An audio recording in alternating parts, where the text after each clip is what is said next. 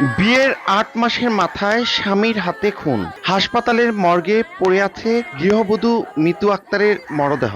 স্বজনদের আর্তনাদে ভারী চারপাশ।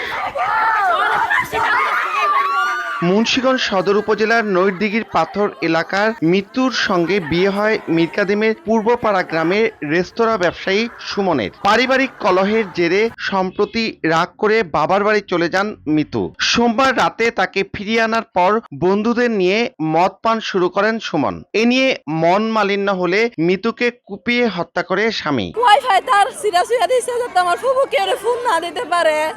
আমার ফুফুরে খালি মারছে, আমাকে লগে টর্চার করে। আমরা কান্দন আমার মারে 10 মাস ধরে বিয়া করতে ডেলি ওই মারে, নেশা খাইয়া ডেলি ওই মারে। মঙ্গলবার ভোরে সদর থানায় হাজির হয়ে স্ত্রী হত্যার কথা জানিয়ে আত্মসমর্পণ করে সুমন। পরে ঘটনাস্থল থেকে নিহতের লাশ উদ্ধার করে হাসপাতাল মর্গে পাঠায় পুলিশ। তার আগের স্ত্রী ক্যান্সার আক্রান্ত। সে ওই ক্যান্সার আক্রান্ত স্ত্রীকে ছাড়তে রাজি না। এই কারণে কথা বাড়াবাড়ি এবং বিরোধের এক পর্যায়ে তার হাতের কাছে দা ছিল, দা দিয়ে সে স্ত্রীকে কোপ দিয়ে জখম করে সে থানায় চলে আসে। নিহত মিতু আক্তার ও সুমনের এটি দ্বিতীয় বিয়ে। মিতুর আগের পক্ষে 3 সন্তান রয়েছে। নাসির উদ্দিন উজ্জ্বল, সময় সংবাদ, মুন্সিগঞ্জ।